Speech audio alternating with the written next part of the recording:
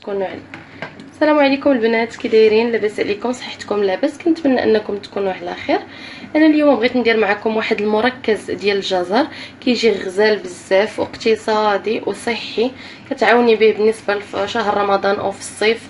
العصير كيجي غزال، وبهذه الطريقه هذه كيجي مضمون، كيجي العصير ديالك مضمون 100%. بالنسبه لي انا خديت واحد 2 كيلونس ديال الجزر، خليتها بالقلب ديالو كيف ما كتشوفوا معايا، ما درت ليه لا سكر لا حتى شي حاجه، ودرت ليه لتر ونصف ديال الماء وخليته يتسلق لمده ساعه الا ربع. من بعد ما يتسلق لينا هذا الجزر غادي نوريكم كيفاش غنديروا ليه.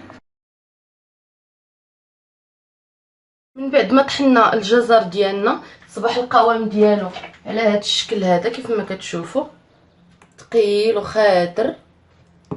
كيف ما قلت لكم ما درت ليه لا سكر لا حتى شي حاجه. دابا ما عليا الا من بعد ما طحنته غادي ندير ليه واحد 4 ديال الساشيات ديال الفاني، غنديرهم هنايا مع 750 غرام ديال السكر. من بعد ما غادي نحرك هاد السكر هذا يتجانس مع بعضياته، غادي نديرو في هاد الجزر ديالنا وغادي نطحنو، وغادي نحتفظ به في المجمد. اي وقيته بغيت ندير العصير غنجبد القياس اللي بغيت منه، وغادي نضيف عليه اي فاكهه. كنأكد لكم انه كيجي غزال بزاف بزاف.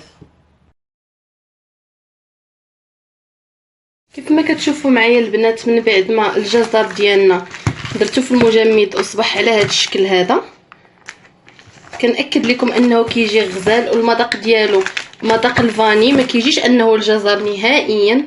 كتضيفيه لاي نوع د العصير عندك، كديري منه بالنسبه لي بغيتي تاخدي منه كديريه على هذه الطريقه هذه، كتقسمي الجزء اللي عجبك كيف ما كتشوفي وتحلي البلاستيكه وتاخدي القدر اللي بغيتي.